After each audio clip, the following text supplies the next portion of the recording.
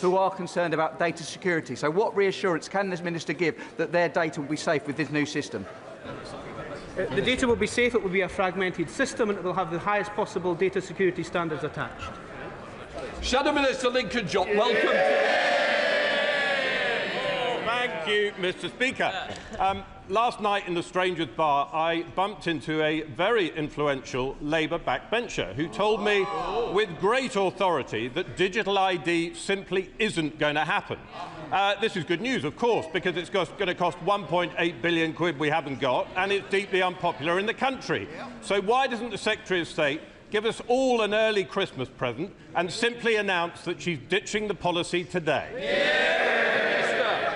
Mr. Speaker, I can merely give the Christmas advice to the honourable gentleman not to drink in strangers' bar and listen to people that are in there. We come to topical Zoe Franklin. One, Mr. Speaker. Secretary of State. If I may briefly, Mr. Speaker, this government is committed to giving women and girls from all walks of life the chances they need to get the jobs and opportunities of the future. Last week I met British women tech founders in San Francisco, and this week we held the first meeting of our new Women in Tech Task Force to give opportunities to women, to grow our economy and build a better future for Britain. Zoe Franklin. Molly Rose Foundation's latest report makes clear bereaved families are deeply concerned that Ofcom has relied on voluntary measures such as Molly Rose Foundation's latest report makes it clear that bereaved families are deeply concerned that Ofcom has relied on voluntary measures such as geo-blocking to deal with pro-suicide forums. Can the Secretary of State explain what steps her government is taking to ensure Ofcom moves beyond voluntary compliance and uses its full Online Safety Act powers to require removal or blocking of suicide-promoting content? I thank the honourable lady for her question. I think this is a serious issue. We need to make swifter and stronger progress on this. I regularly meet with Ofcom and their chief executive. Indeed, I met with them yesterday, and I want to make sure we don't have the delays and we have the stronger action, and this is a point I will be bringing up in future. Mr. Speaker, the space sector is critical enabler in enabling our security, our ability to counter Russia and defend Europe. Can the Secretary of State explain how she is working with the new National Armaments Director and the MOD to develop a more cohesive approach to the space industry that delivers national security and economic growth? Thank you for the question, Mr. Speaker. Space is fundamental to many civil and defence requirements. It's vital that we collaborate closely across government and with our allies. At the European Space Agency Council of Ministers just last month, we committed £1.7 billion of funding focused on just that, growth and national security. Julie Lopez, Shadow Secretary of State. Thank you, Mr. Speaker. Ministers are making very big claims about the pharmaceuticals deal with America to make up for the billions lost in life sciences investment under Labour. But life sciences firms are telling me, unless the government reveals what's actually in this deal, those claims are completely hollow. So can the Secretary of State reveal, because she couldn't tell us 2 weeks ago, how much is this deal costing the NHS, and when will she publish the full legal text so that we know the details of what the most favoured nation mitigations actually are? Secretary of State. I may have to offer the honourable lady a mince pie because she's talking baubles. This pharmaceutical deal will deliver faster access to new medicines for NHS patients, and it will deliver the security and stability that our world-leading pharmaceutical sector needs, including 0% tariffs on their exports to America for 3 years. We are also updating the NICE guidelines for the first time in 20 years, a significant deal that the ABPI has welcomed. It's a pity the honourable lady continues to act like Scrooge. Julia Lopez. If we're making Christmas jokes, I think this deal is all tinsel and no tree, Mr. Speaker. The problem is Labour trumpets about these deals and then is completely sketchy about what's actually been agreed. Just like the US-UK tech deal, we've now found out from President Trump that he's put that deal on ice. So despite all of that golden carriage action in September, despite the Prime Minister honking on about his negotiating skills, can the Secretary of State confirm the Prime Minister has has actually nailed down none of the key details on pharma, no zero tariff pact on steel, and no deal on tech. We have signed a groundbreaking US-UK tech partnership deal that has delivered over £30 billion of investment into the UK, alongside our biggest ever investment into research and development, 4 AI growth zones, delivering 13,000 jobs in North Wales, South Wales, the South East and the North East. Our plan to upskill 7.5 million workers in AI skills and backing great British scientists. That's a record I am proud of. It's a pity she remains the ghost of Christmas past. Right, let us come to Prime Minister's questions. Melanie Ward. Question number 1, please, Mr. Speaker. Prime Minister. Mr. Speaker, the anti-Semitic terror attack on Bondi Beach was sickening. It has had a profound impact around the world, including on Jewish communities here in the United Kingdom. These incidents are not isolated. We think of the appalling attack at Heaton Park earlier this year, and these incidents are chillingly focused on some of the holiest days in the Jewish calendar. Mr. Speaker, I've been in touch over the last few days with the Community Security Trust, the Home Office and the Chief Rabbi about security for Hanukkah events here in the United Kingdom.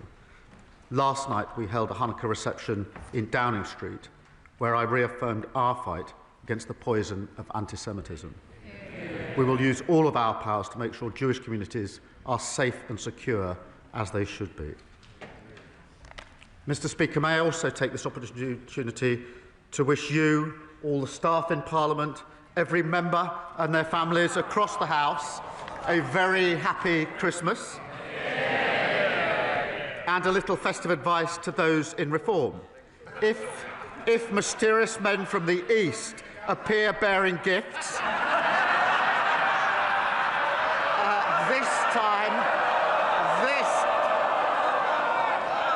this time report it to the police. Mr. Speaker, this morning I had meetings with ministerial colleagues and others. In addition to my duties in this House, I shall have further such meetings later today. Ward.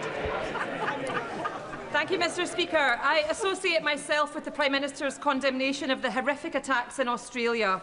We must be clear that anti-Semitic terrorism is always an outrage. Mr. Speaker, at Christmas time, many across our country will be thinking of Bethlehem, where the situation remains extremely difficult. The government's important scheme for students from Gaza with scholarships to study in the UK expires on the 31st of December, but a number of scholarship holders and their children have not yet been permitted to leave Gaza. If this scheme closes, these brilliant Palestinians will lose their university places and we will lose their talent. Will the Prime Minister extend the UK's existing scheme into next year to prevent this from happening? Prime Minister. Can I thank her? And I know that Gazan students face huge challenges in taking up their places, and we're considering solutions for those yet to arrive. But I do want to be clear, I want them to be able to take up their places and continue their education in the United Kingdom. I'm proud we've also created the medical evacuation scheme for children from Gaza, and last week I met some of those who've been brought to the United Kingdom for specialist treatment in the NHS. Mr. Speaker, we continue to focus on aid into Gaza, and I'll make sure my honourable friend is kept updated on the next steps for students. Leader of the Opposition, Kemi Beno. Mr. Speaker, can I thank the Prime Minister for his words on anti-Semitism? What happened at Bondi Beach was an atrocity.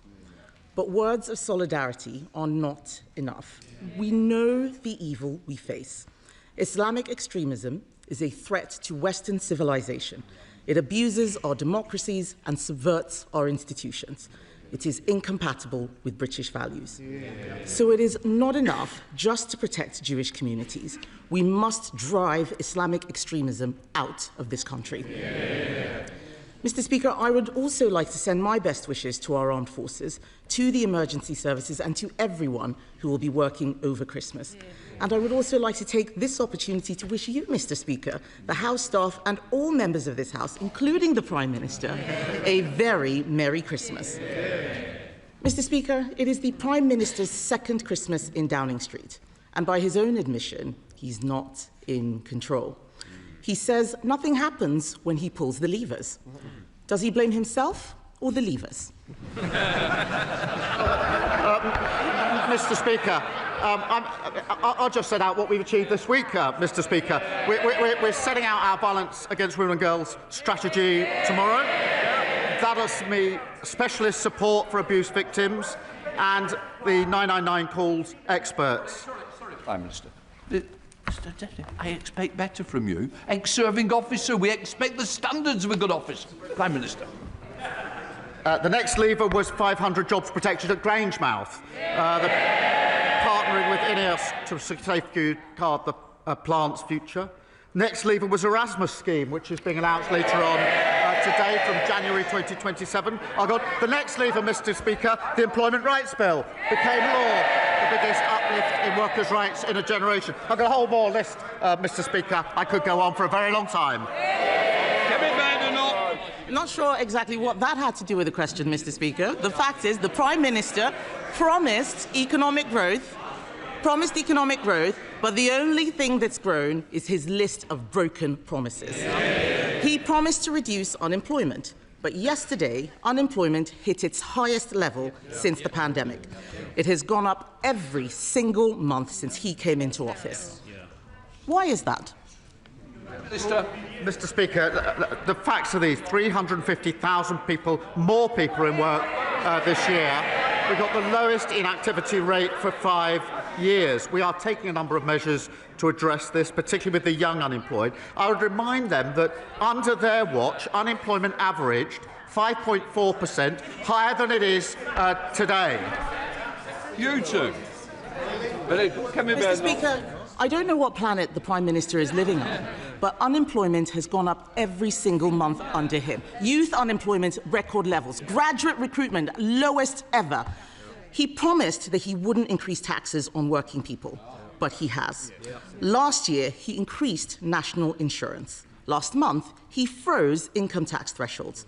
So will the Prime Minister finally be honest and admit he broke his promise on tax? Prime Minister. Mr. Speaker, I'm very proud that in the budget we had record investment into our public services, we stabilised the economy, and we bore down on the cost of living. They voted against all those measures. But, Mr. Speaker, it is the season of goodwill. Let me congratulate the Leader of the Opposition. She's broken her own record since last week. Last week, 21 former Tory MPs had walked away to reform. She's broken that record because this week it's gone to 22. The former Vice Chair has now gone. So the question is, who's next? Now, it's hard to name anyone. Mr. Speaker, it's hard to name anyone because, according to the Shadow Transport Secretary, the Shadow Cabinet is full of, he says, non-entities. That's you lot. He should know. Mr. Speaker, the Prime Minister is talking about non-entities as he looked at his cabinet. A bunch of turkeys. They could fit right in a Burton Matthews factory. And he is one to talk. Last week, his MPs were calling him a caretaker Prime Minister. After what he's done to the economy, they should be calling him the Undertaker Prime Minister. Let's look at what else he's promised. The Prime Minister gave his word that he would help pubs. Yet they face a 15% rise in business rates because of his budget. Will the Prime Minister be honest and admit his taxes are forcing pubs to close? Prime Minister, she knows very well that the temporary relief that was put in place during COVID has come to an end. That was the scheme they put in place. We supported it, but it was always a temporary scheme coming to an end. We've now put in place a £4 billion transitional relief.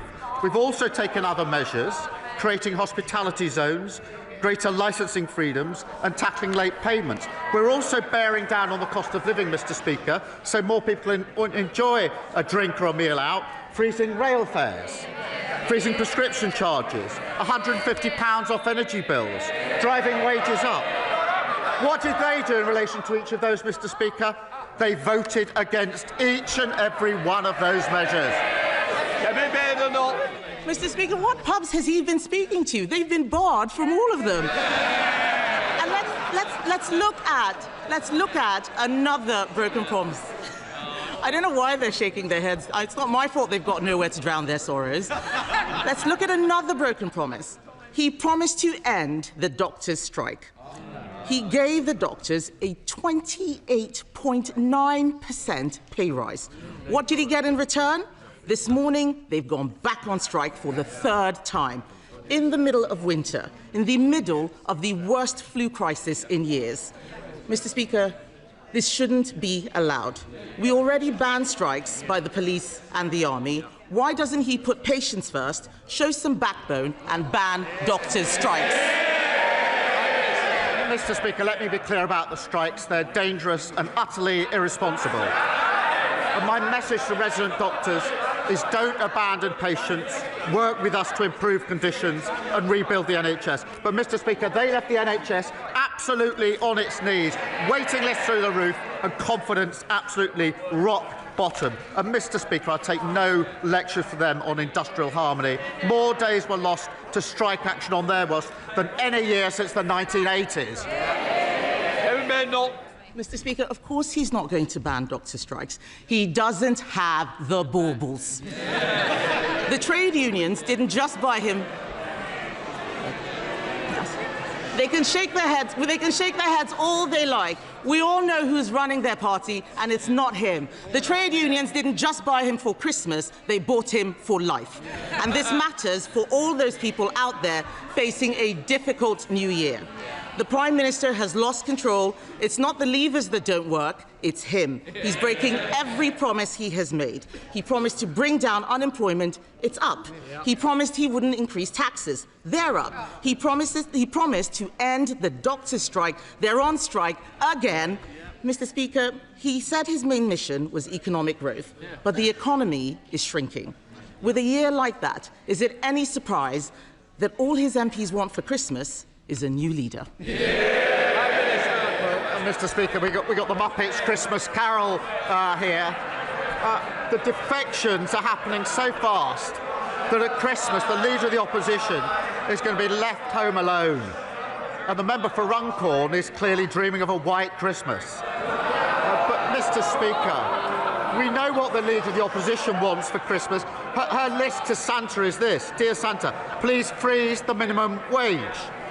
Please push hundreds of thousands of kids back into poverty and scrap maternity leave. Merry Christmas from the Tories. Mr. Speaker, what we're bringing is cheaper mortgages, new rights for workers and lifting 500,000 people out of poverty. We've achieved more in 14 months than they achieved in 40 miserable years. Jessica Ward. Thank you very much, Mr. Speaker. Ukraine is facing a fourth Christmas of war and loss. A Ukrainian family I met last week spoke movingly of the help and support that they had received from our community in Newport, but also of the real pain of separation from loved ones still in Ukraine serving near the front line. Will the Prime Minister join me in paying tribute to the bravery of these families and those that support them? And can he also take this opportunity for them in giving the House an update on what more we can do from this government to support our Ukrainian friends? Prime Minister. Well, can I heartily agree with her? British families have shown incredible kindness and hospitality. We have been working by way of update with our allies on frozen Russian assets to support Ukrainians in their hour of need. Today, Mr. Speaker, I can announce that we're issuing a licence to transfer £2.5 billion from the sale of Chelsea Football Club. That's been frozen, those funds, since 2022. My message to Abramovich is this: the clock is ticking. Honour the commitment that you made and pay up now. And if you don't, we're prepared to go to court so every penny reaches those whose lives have been torn apart by Putin's illegal war. Sir Ed Davey, Leader of the Liberal Democrats. Thank you, Mr. Speaker. Can I wish you, everyone in the whole House and the whole country, a merry and peaceful Christmas? And can I join the Prime Minister in expressing our horror at the appalling anti-Semitic terror attacks on Bondi Beach on the first day of Hanukkah? Our thoughts and prayers are with the families and friends of all those who've been killed and injured in this senseless act of violence, and our thoughts with the whole Jewish community. Mr. Speaker, I'm sure we've all heard British Jews explain how they no longer feel safe in this country. Many of us have friends who volunteer to put on stab vests and stand guard outside their synagogue, and at Heaton Park in October, we saw why. Anti-Semitism is real, it is poisonous. We must all work together to stamp it out. The Board of Deputies have called for a comprehensive government strategy to tackle anti-Semitism. So will the Prime Minister commit to that today and set out what concrete steps he's taking to make sure Jewish people are safe in Britain? Prime Minister.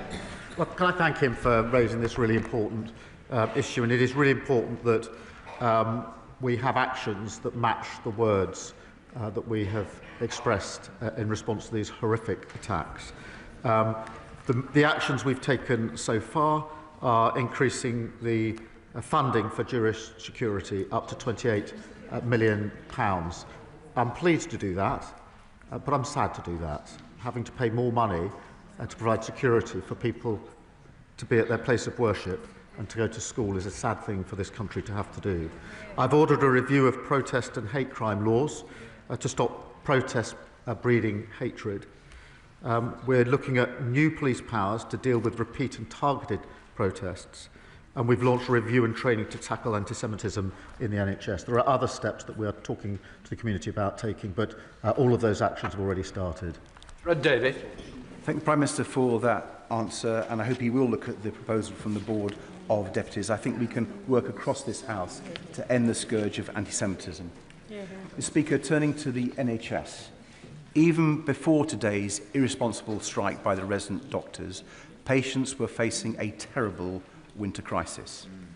Thousands have been left on trolleys in hospital corridors for hours, no privacy, no dignity, some even soiling themselves because there was no response. And there's been some tragic cases, Mr. Speaker, some people even dying on those trolleys and left undiscovered for hours. And the expectation is that this could get worse.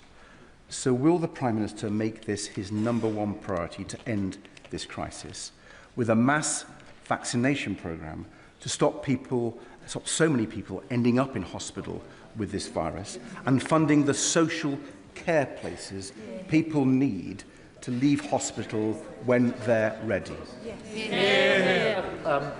Can I say how unacceptable the conditions that some are enduring in our hospitals are? And there's no excuse, and it is our #1 priority. On vaccinations, we've had over 17 million patients vaccinated this year. That's an increase on last year, but I want to drive that up again next year because vaccinations make such a difference, both to patients and those who are staffed within the hospitals. And of course, we touched on social care. Thank you. The McAvoy. Thank you, Mr. Speaker, and Merry Christmas to you and all your fantastic staff. Prime Minister, 2025 has been a momentous year for Darlington, Britain's best town, but there is much more to do. I met a lovely woman out door knocking recently, and she works 12-hour night shifts at a care home in the town. Her colleagues are on minimum wage, and many care workers across the town aren't even paid time and a half for working on Christmas Day. Like so many in her profession, she wants the system fixed, not for herself, but for her residents. I believe that starts with radical improvements to care workers' terms and conditions. Prime Minister, this workforce of mostly women do essential, skilled and exhausting work without fuss, fanfare and still without fair pay. They deserve better. What can I tell the Darlington care workers will improve for them by this time next year at Christmas? Minister. Can I thank her? Carers are incredibly skilled workers. My sister is one of them, and I'm very proud of them and her for their invaluable work. I'm pleased that we've increased the carers' allowance earnings limit by the largest amount since it was introduced, and we're providing £500 million to fund the first ever fair pay agreement through the Employment Rights Act, which was passed yesterday to make sure care workers are properly recognised and rewarded. Stephen Flynn. It's the season of goodwill, so with that in mind, I don't intend, it is indeed the season of goodwill. So with that in mind, I don't intend on asking the Prime Minister about his broken promises on energy bills, the 1,000 jobs being lost in the North Sea, the fact that Peter Mandelson is still a member of the House of Lords. I won't even ask him about the chaos that is engulfing the Labour Party, his budget and indeed his own leadership. No, Mr Speaker, I simply want to wish the Prime Minister Happy Christmas. How does he intend on spending his final one in Downing Street? Prime Minister. I'm going to get an update from the Chancellor on Grangemouth in just a minute. He's clearly not interested in Grangemouth. You would have thought on a day like this that he'd want to welcome the £120 million of investment into Groundwood. It's a landmark investment protecting 500 jobs and hundreds more across Scotland's supply chain. And he can't even bring himself to mention it. Mr Speaker, that's on top of the Typhoon defence jobs in Edinburgh and shipbuilding jobs on the Clyde. And after decades of SNP rule, they're totally out of ideas. They can't even welcome the Grangemouth news. Scotland deserves change next year with Anna Sawa. Thank you, Mr Speaker. In 2020, my constituents, John and Karen Rowlands, lost their son Andrew in a road collision.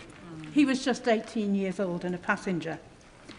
Like too many others, Mr Speaker, the driver of the car should never have been on the road. He was underage, unlicensed and uninsured and bought the car on social media using cash. Can the Prime Minister tell me how bereaved families like the Rowlands can have a meaningful say on our road safety strategy and ensure the right checks are in place to prevent future tragedies? Prime Minister. Can I send, I'm sure, condolences of the whole House to Andrew's family. It's an awful case, and every life that's lost to dangerous driving is a tragedy. In terms of the range of measures that we're taking to protect young drivers, they include penalties for driving uninsured and unlicensed, and measures to reduce the risks posed by unroadworthy vehicles. And in terms of influence of her and her constituents, I'll be very happy to set up an appropriate meeting for her constituents. Ben Maguire. Thank you, Mr Speaker, and I thank the Prime Minister for confirming a Cornwall-only devolution deal since my last PMQ. In 1988, over 20,000 North Cornwall constituents were poisoned by the South West Water Authority. In a recent BBC documentary, strong suggestions were made of a cover-up by the Thatcher government.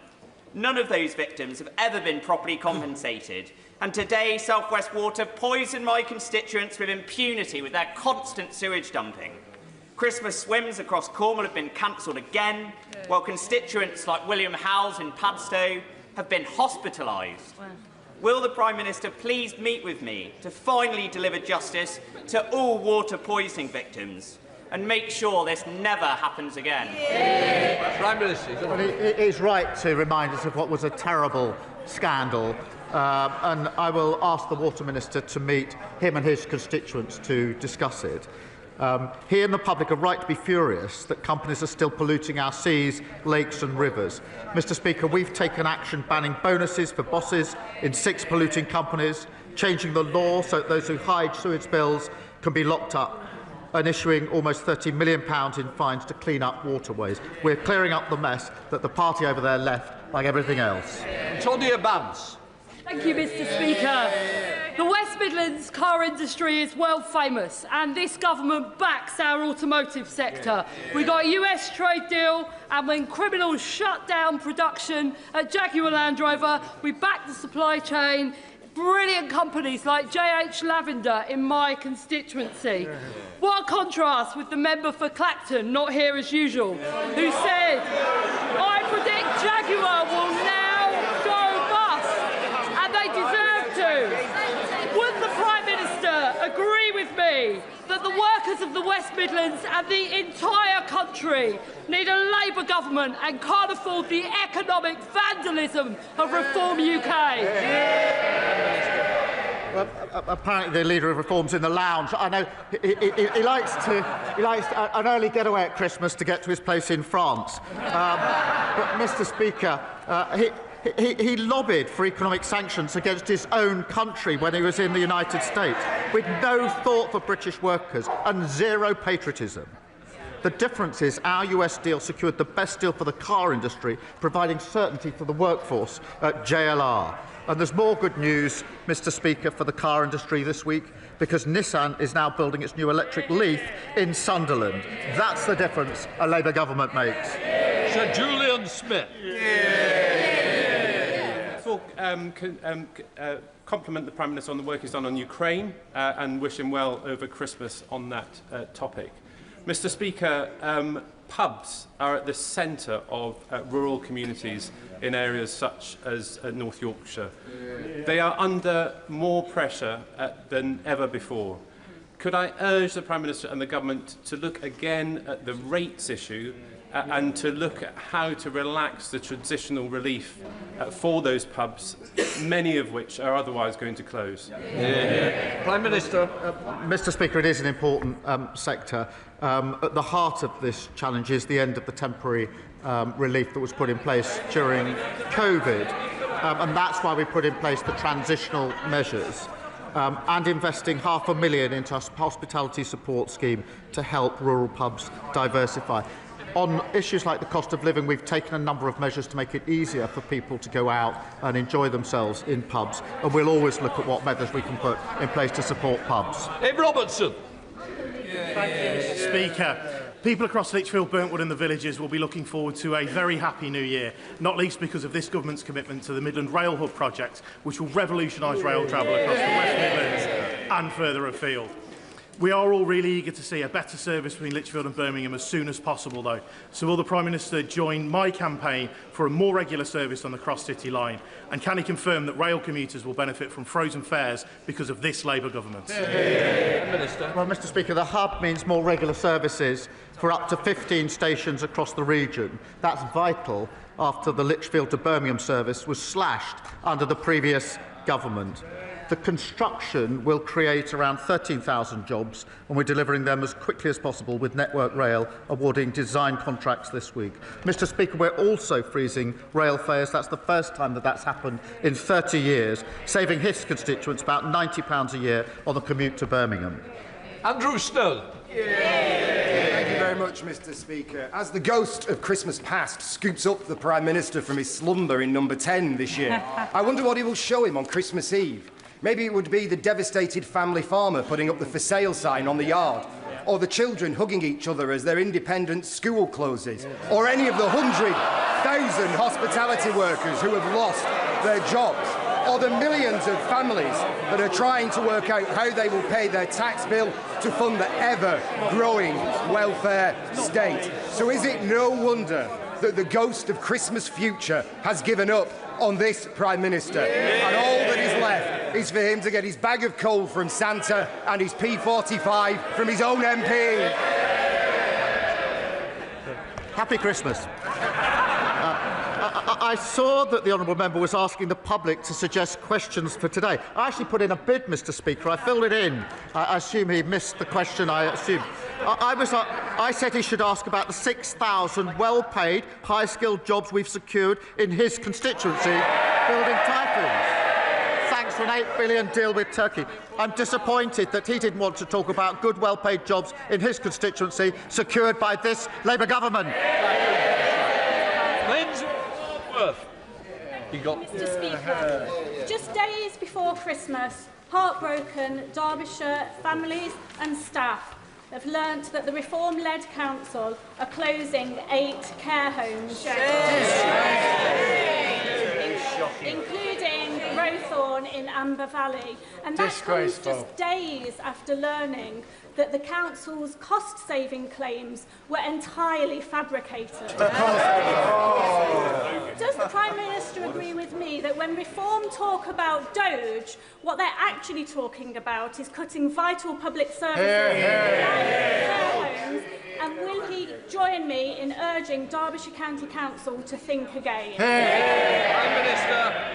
Well, it is deeply concerning to hear about the closure of 8 Derbyshire care homes by the Reform-led Derbyshire Council. It will be hugely concerning to residents and to their families. while we're making £3.7 billion of extra funding available to councils to fund social care.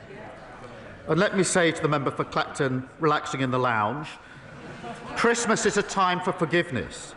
It's never too late to apologise to former classmates. Nick Timothy. Thank you, Mr. Speaker. Labour's tax rises mean lower growth and higher unemployment, and the reason for the tax rises is government spending. The Prime Minister personally promised the country to limit spending increases to £9.5 billion a year. So what mandate did he have in his first two budgets to increase annual spending 15 times faster by £146 billion? Mr. Speaker, we had a mandate to change because we inherited major challenges across the country. If only he'd done something to solve these problems when he was working in Downing Street. He left a complete mess. Dale Duncan-Jones. Mr. Speaker, over the past few weeks, I've been contacted by a number of constituents who work in the health and care sector because they are concerned about the proposed changes to the rules surrounding indefinite leave to remain. These individuals came to this country to do a job we asked them to do, and then we decided to change the rules halfway through the process.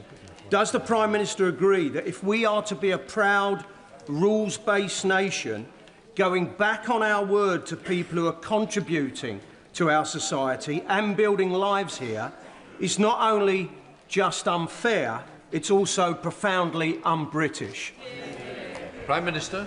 Mr. Speaker, we're replacing a failed settlement system with one that is fair and recognises contribution. It is right to apply more stringent controls, and we're currently consulting on the right approach. I do recognise the huge contribution of those working in our NHS and will not change the rules for those who already have settled status. Sir John Whittingdale. Thank you, Mr. Speaker. Jimmy Lai is 79 and is a British citizen. He has already been in prison in Hong Kong for 5 years, simply for being a journalist. If he receives a further sentence on the 12th of January, he is likely to die in prison. Will the Prime Minister make clear that his visit to Beijing can only go ahead if Jimmy Lai is released? Prime Minister.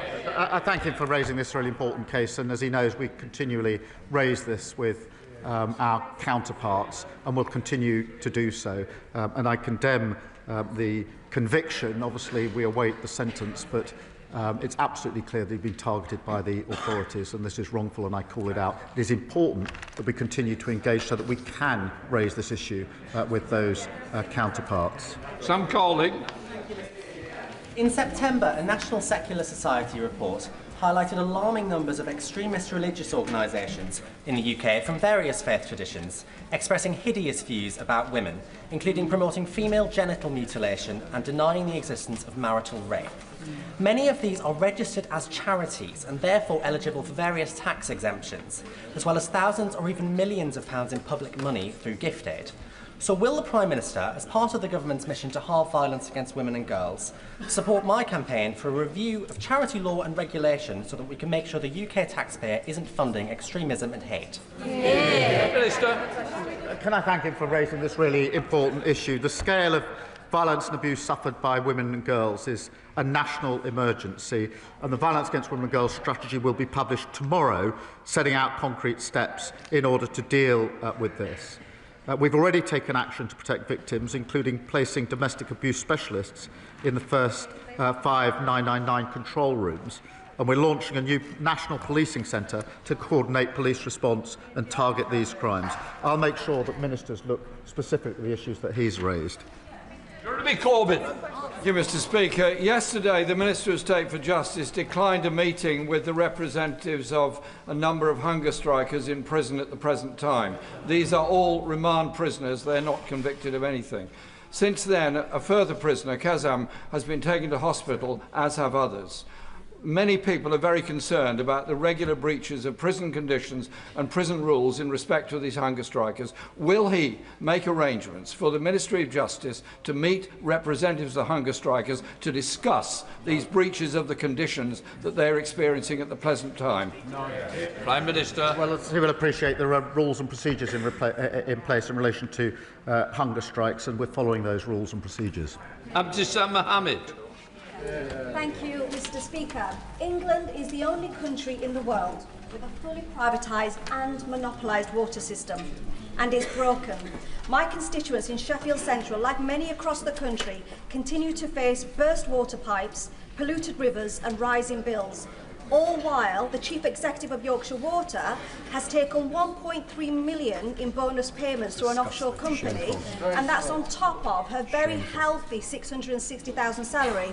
Will the Prime Minister assure the House that the forthcoming water white paper will have stronger accountability and put public interest first before bosses' bonuses, and more importantly, will it consider bringing the essential public service back into House? Prime Minister. Yes, is the simple answer to that question. And our decisions are already holding polluters to account. Mr. Speaker, new severe fines, banning bonuses, and a record 83 criminal investigations have been launched. We've also secured over £100 billion of investment to upgrade infrastructure to deliver better services to constituents. Final question, David Mundell. Mr. Speaker, on Sunday at Arlington Cemetery, I will have the honour of joining family and friends of many of the victims of the bombing of Pan Am Flight 103 over Lockerbie on the 21st of December 1988, the worst terrorist atrocity in the United Kingdom. Does the Prime Minister agree with me that, especially after all these years, those family and friends deserve both truth and justice? And will the United Kingdom Government continue to do all it can to bring about that outcome? Prime Minister. Can I thank him for raising this? And nobody could forget the shocking scenes at Lockerbie. And I know the huge impact it's had on the community that he grew up in, where people have responded with such compassion and strength. He has rightly stood by their search for justice and truth for all of the intervening years, and I pay tribute to that. All of our thoughts remain with the families and friends of all the victims who deserve truth, and I urge the Scottish authorities to consider the points that he raises. We'll let the front benches change over. You didn't ask a question, so I don't know you can have a point of order. Sorry? No, but you didn't ask a question. Maybe somebody who'd asked a question would be better.